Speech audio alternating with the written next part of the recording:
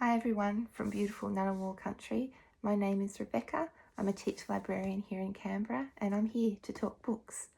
Today I'm talking about this non-fiction book, Ayaiga Neighbour and Hero. It is a book that has been published by the National Library of Australia, and I was fortunate enough to pick this book up at a recent Aboriginal and Torres Strait Islander book club that our ACT Directorate supports. So every term teachers get together with a group from the Directorate called the Aboriginal and Torres Strait Islander Education Team, and we discuss books that have been published by or about our First Nations people, the Aboriginal and Torres Strait Islander people. I was fortunate enough at my library to actually host it this time, and we had a huge display from the Book Cow in Kingston, one of our local bookstores, and this was one of the books that was part of that display.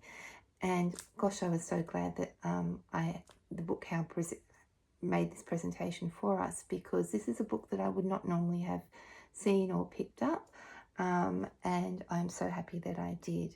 So I'm going to read you the blurb and I'm going to tell you a little bit about the book. So I am going to say that this has got language in it that I'm going to do my best to pronounce, but I apologise if I get it wrong. This is a Mengi Mengi Nangaya, long time olden time story of a Lawa life interrupted by the arrival of hostile Yinengara Wuna, ghostly strangers and their hooved companions, of one man's bravery and grace in crocodile-infested Marraman floodwater, of a bronze medal with a red and white ribbon. This is the story of Ayaiga. So this book is set over 110 years ago in the Rooer River Region of Northern Territory. It's a time when we had our Aboriginal people of that area being dispossessed of their land by the white squatters that were coming in. And this story is set in the time when this was being established. These squatters' ranches were being set up, and it talks about what happens when the white men came in and didn't know how to use and cultivate the land as the Aboriginal people did of that area, and how these people, the Aboriginal people of that area, were dispossessed, how they lost their food sources, and what they had to do was to try, they were killing the bullockies and those sorts of things to get food, and then the white man taking the law into their own hands and having huge massacres of these people. And Ayaiga's family stayed clear of the white men, but it came to a point where they actually, Ayaiga had to go and find food, and he did go and he took some flour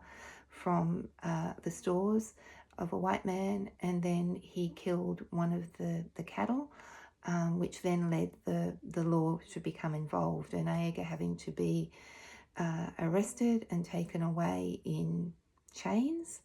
And in that time when he was being dragged away by the white man, they went through a river, and the police officer and his horse started getting swept away, but Ayaiga was able to get across the river in his chains, his ball and chains, and he actually went back into the river and rescued this police officer, which then led them, Ayaiga then ended up back in prison, but the police officer pleaded that, this man had saved his life, so Ayaiga was let go, and then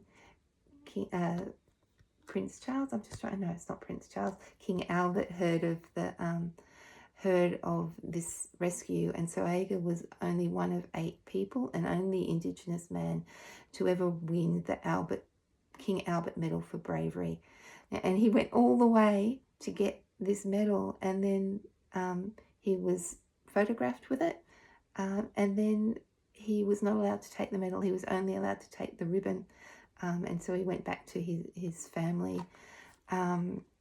And so this is just a really, really powerful book, just such a powerful book in truth-telling and making people aware of the kinds of things that happened to our First Nations peoples when they were being dispossessed, and really strong truth telling in it, and really very valuable in teaching our Australian curriculum, in particular for our year 5s and 6s and into high school. And the discussion of bravery, humanity, how we should treat people is even relevant today, because there is so much othering of people, and we need to really remember that we are all humans.